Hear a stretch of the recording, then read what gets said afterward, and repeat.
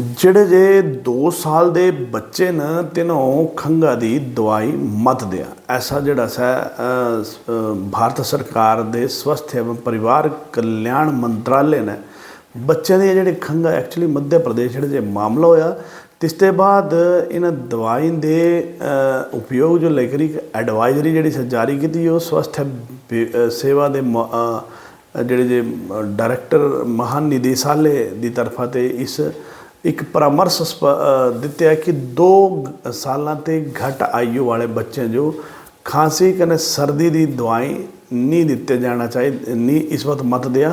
और 5 साल ते कम आयु के बच्चे जो इन दवाई के इस्तेमाल ताई अत्यंत सावधानी कने जेड़े जे डॉक्टरे की सारी देख रेख है इस चीज़ जैसे किया जाना चाहिए।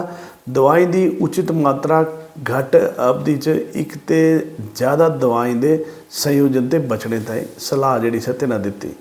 और स्वास्थ्य मंत्रालय ने यह भी बोलिया कि बच्चे जो उपचार से सब तो पहले बिना दवाई वाले उपयोग एक्चुअली बिना दवाई से भी ठीक हो जाते तो ज़्यादा तो ज़्यादा पानी पीना चाहिए, आराम करने सहायक देखभाल जी अपनाई जाना चाहिए।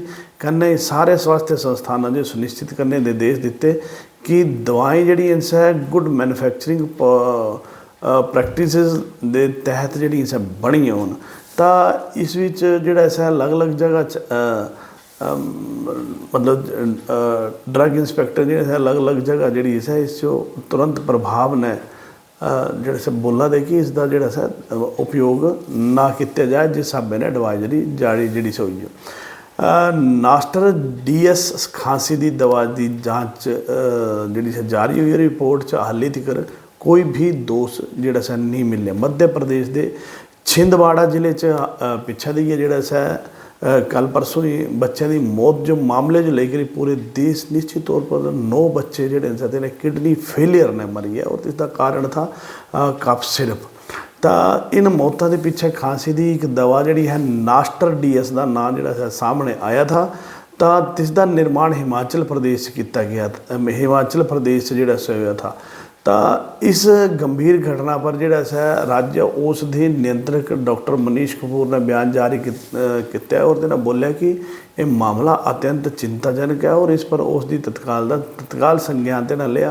लेकिन तिन्हें यह बोलिया कि ऐसी कोई भी मतलब इस विषय च ना हुआ हो तो इस ताई जोड़ा सा पूरा एक व्यवस्था जी बनाया जा दी।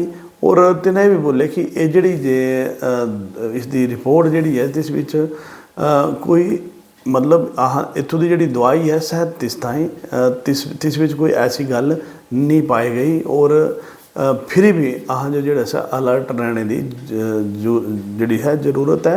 और इसकी पूरी रिपोर्ट जी है शायद अज जी है जारी जी होनी है।